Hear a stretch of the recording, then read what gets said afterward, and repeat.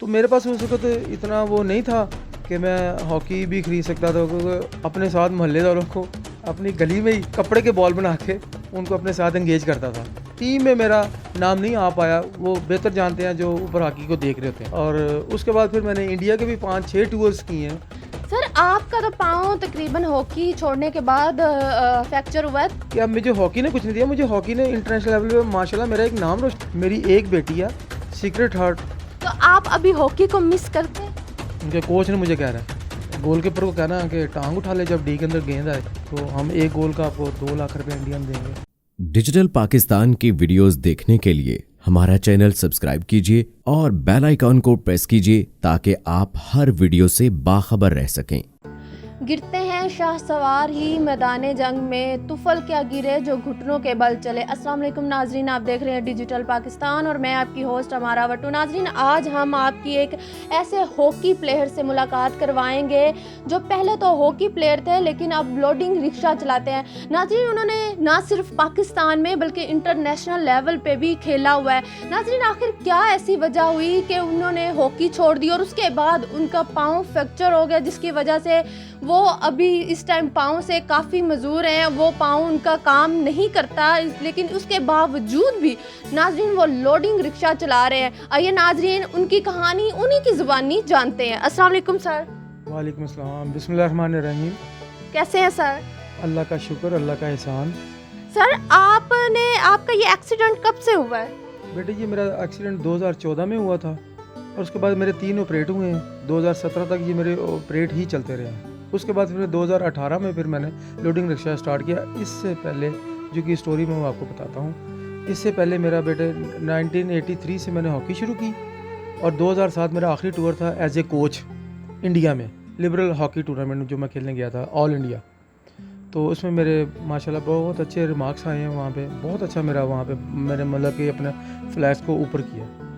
Sir आपको ये hockey का शौक कब से पैदा हुआ था? बचपन से ही था या बाद में आपने देखा दिखाई होता है ना, बच्चों को देखने के बाद आप हॉकी खेलना शुरू कर देते हैं? नहीं बेटे, मैंने बच्चों को नहीं देखा, मैंने अपने पाकिस्तान के जो हमारे लीजेंड थे, हमारे अख्तर रसूल साहब थे, मंजूर जूनियर थे, कलीमुल्लाह साहब थे, हसन सरदार थे, इनको देखने के बाद जब टीवी में मैच लगता था मेरे अंदर एक हॉकी खेलने का एक शौक़ पैदा हुआ। तो मेरे पास उस वक्त इतना वो नहीं था कि मैं हॉकी भी खरीद सकता था, क्योंकि हालात इस तरह के नहीं थे। तो मैं शतूत के डंडे हॉकी के तोड़ के ही अपने साथ मोहल्लेदारों को अपनी गली में ही कपड़े के बॉल बना के उनको अपने साथ एंगेज करता था। तो जब वो खेलते थे उसके बाद फिर मैंने प्रॉपर एक हॉकी मैंने 83 में शुरू की और पाकिस्तान जूनियर चैम्पियनशिप के कैंप में आया और वहाँ पे मैं कैंप मैंने बहुत सा अटेंड किया है। टीम में मेरा नाम नहीं आ पाया, वो बेहतर जानते हैं जो ऊपर हॉकी को देख रहे होते हैं। सर आपने इतने ममालिक में काम किया, आप हमें ये बताते जाएं कि आपने हॉकी प्लेयर हैं, आपने इतने मुल्कों में जाके खेला है, तो आप हमारे नाज़रीन को ये बताएं किन किन ममालिक में जाके आपने अपना ये हुनर दिखाया, आपने अपना ये टैलेंट दिखाया कि लोग माशाल्लाह आपने इतनी ट्रॉफीज़ जीती हैं इंटरनेशनल और नेशनल लेवल पे, तो आप किन किन ममालिक में गए हैं और आपका एक्सपीरियंस कैसा रहा? बेटे मैंने सबसे पहला टूर मेरा जो Dubai, Sharjah, Muscat, Oman, Abu ज़बी, ईरान, इलान, ये जो सारे मुल्क जो गल्फ़ के हैं ये मैंने खेले हैं। और हम मस्कत, ओमान में तो हम बाकायदा शाही मेहमान होते थे उनके। ये 90 में मेरा ये पहला टूर जो हुआ था। तो फिर उसके बाद फिर यही टूर रिपीट हुआ 92-93 में। और जब बेटे हम यहाँ शारजा में थे तो उसी वक्त शारजा का में जो जुवैद मियां दाद साहब ने जो छिक्का लगाया था ना, तो उसी होटल में हम भी थे, उसी होटल में हमारी टीम भी थी शारजा में। तो बड़ा अच्छा एक्सपीरियंस रहा, बहुत अच्छा लगा। और उसके बाद फिर मैंने इंडिया के भी 5-6 टूर्स किए हैं हॉकी के हवाले से। और आखिरी टूर मेरा 2007 में हुआ था जब बेनज़ीर मर्डर होती है, तो हम वहीं पे थे। सर आप इस टाइम रिक्शा चला रहे हैं, लोगों को पता था कि आप हॉकी प्लेयर हैं? किसी को आप होता है ना, फेमस बंदा होता है, इतनी देर खेला होता है, लोगों को पता था कि आप हॉकी प्लेयर हैं, आप इस तरह करते हैं और उसके बाद आप रिक्शा चला रहे हैं, तो लोगों का इस पे क्या रवैया था? देखें बेटे, अपने घर के किचन को चलाने के लिए ना, फिर ये चीज़ें अगर मैं देखूंगा तो मैं अपने घर का किचन नहीं चला पाऊंगा। तो मैंने इसमें कोई वो नहीं है, मेरे अल्लाह का शुक्र है कि मैं अपने घर का बहुत अच्छा खर्चा इस लोडिंग रिक्शे से भी ही चला रहा हूँ। जैसे मैंने हॉकी में डेडिकेटेड था, इसमें भी मैं डेडिकेटेड हूँ। मैं शर्माने की इसमें कोई बात नहीं है। अल्लाह के हजूर मुझे रोटी दे रहा है, अल्लाह ताला मुझे रोटी दे रहा है। तो इसमें शर्माने की कोई बात नहीं है। मैं तो बल्कि दूसरों को भी ये कहूँगा कि अगर आपको पढ़ लिख के कोई जॉब नहीं मिलती तो अपना डू नॉट वेस्ट टाइम, आप अपने किसी ना किसी हुनर में अपने आप को मनवाएं। और जब आप ये सोच के निकलते हो घर से तो अल्लाह ताला की मदद हो, माँ बाप की दुआएं हो, तो आप ज़रूर कोई ना कोई उसमें आप अपना नाम पैदा कर लेते हो। बस होना ये चाहिए कि आपके अंदर ईमानदारी से ये काम करने की सलाहियत होनी चाहिए। कोई भी आपको काम पसंद है तो आप अपना वक्त ज़ाया ना करो। आप अपना वक्त को ज़ाया किए बगैर आप बेटे अपने किसी न किसी काम में आ जाओ। सर आपका तो पाँव तकरीबन हॉकी छोड़ने के बाद फ्रैक्चर हुआ है, तो आपने हॉकी छोड़ी क्यों? आखिर उसके पीछे वजूहात क्या थी? बेटे हॉकी छोड़ने की वजूहात ये थी कि मैं अपना इतना मैंने टाइम दिया, और हॉकी में जब इंसान को एक्सपायर हो जाए ना जब बंदा, तो फिर बंदा ये ना सोचे कि अब मुझे हॉकी ने कुछ नहीं दिया। मुझे हॉकी ने इंटरनेशनल लेवल पे माशाल्लाह मेरा एक नाम रोशन किया। मैं हॉकी से अब भी प्यार उतना ही करता हूँ जितना मैं हॉकी खेलते वक्त करता था। मेरा हॉकी के साथ अब भी उतना ही है। सर अब हॉकी के तो इतने मतलब लोग नहीं खेलते ना, इतना शौकीन है, और जहाँ तक कौमी खेल भी हमारा हॉकी है। तो सर आप बहुत अच्छे प्लेयर रहे हैं, आप जब ये देखते हैं कि हमारे पाकिस्तान में इसका कोई स्कोप नहीं, तो आप किस तरह की फीलिंग्स होती हैं, आपके क्या एहसास होते हैं? बेटे आज भी अगर आप जॉब को ओपन कर दो, बच्चों को पता लगे कि हमारे ऊपर जाके आप हॉकी नीचे से खेलेंगे, ऊपर जाके हमें जॉब मिल जाएंगी, तो बेटे आप देखना पाकिस्तान में क्रिकेट से ज़्यादा टैलेंट पाकिस्तान में हॉकी का है। तो सर आप कहते हैं कि आगे पाकिस्तान में ये हॉकी होनी चाहिए, बच्चों को बढ़ना चाहिए, आगे निकलना चाहिए। आपकी हुकूमत से क्या अपील है और आप पर्सनली तौर पे क्या चाहते हैं? हुकूमत बेटे अगर हॉकी की जॉब्स को खोल देना डिपार्टमेंट्स में स्पोर्ट्स बेस पे, तो बेटे हॉकी बहुत हो जाएगी। हॉकी में कमी नहीं है, टैलेंट की कमी नहीं है मेरे बच्चे, हॉकी बहुत है हमारे मुल्क में। हॉकी उसी तरह फिर आ सकती है जब आप उनको फैसिलिटेट करोगे, आप उनको हॉकियाँ किटें उनको उनकी किट्स वगैरह दोगे, उनको शूज़ के आप देख लो तो 10,000 से कम तो कोई शूज़ नहीं है। बिल्कुल सर, अब हम बात करते हैं आपके रिक्शे के बारे में। आप हमें बताते जाएं कि मतलब रिक्शा जौन सा है आप कब से लेके कब तक चलाते हैं? सुबह कितने बजे आप घर से निकलते हैं, शाम को कितने बजे वापस आते हैं? हनीफ ऑटो वाले से मेरे इनके कुछ थोड़े से पर्सनल मरासम भी थे। उन्होंने मुझे फिर कहा अगर लिहाज तेरे पास अगर शॉपिंग बैग मशीनें भी नहीं चल रही, उस पर भी सेंशन लग चुकी है, अब घर का किचन तो चलाना है, तो तू एक लोडर रिक्शा ले ले। अच्छा, आप लोडर रिक्शे के अलावा भी कोई काम करते थे? जी बेटे, इससे पहले मेरी शॉपिंग बैग की मशीनें 15-16 साल चली हैं पॉलीथीन की। जब ये लोड शेडिंग की वजह से मैंने बंद की, जब मैंने चलाने का सोचा तो फिर इस पर सेंशन लगी हाई कोर्ट की तरफ से कि अब पॉलीथीन का नहीं चला सकते।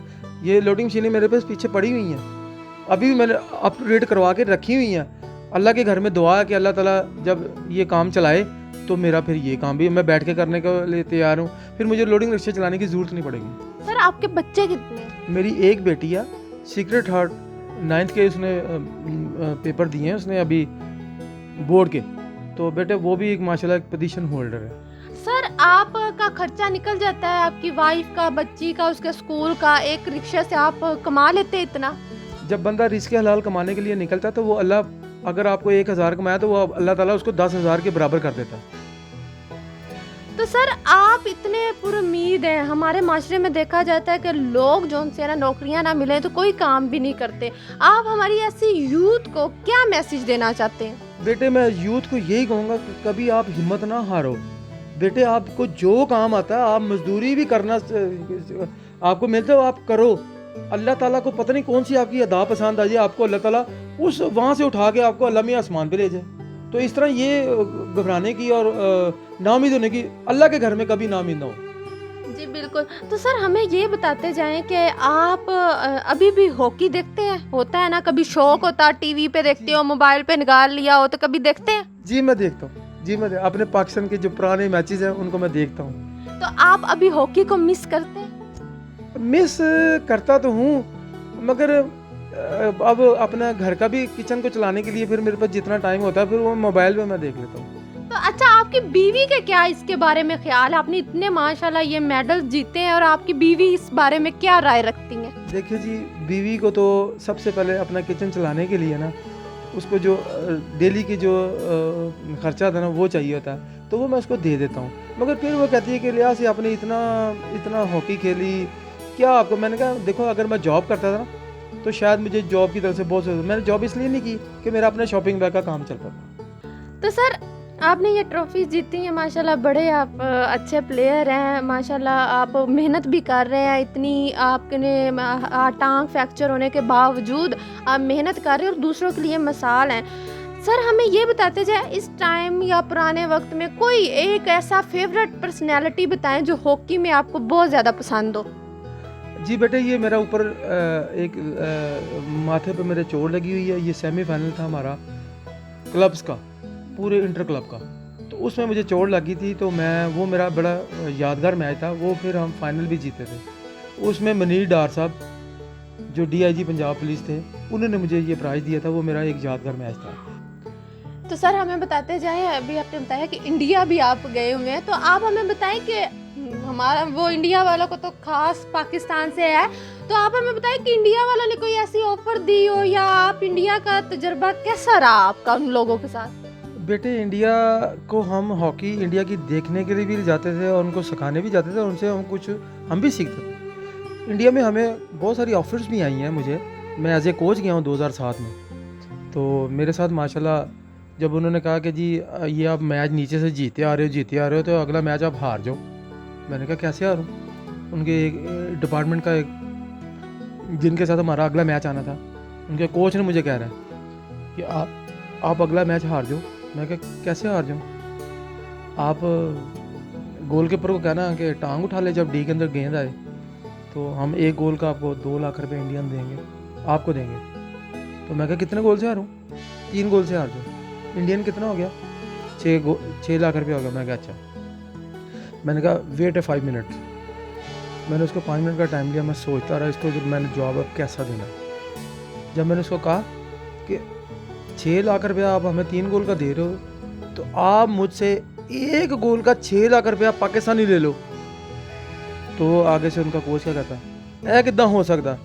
तो मैं कहा फिर ऐ किद्दां हो सकता कि मैं तेरे को 6 लाख रुपया पाकिस्तान दे, तू मेरे पाकिस्तान का मुल 6 लाख रुपये गोल का पाया, तो तू मेरे को 6 लाख रुपये 1 गोल का ले ला।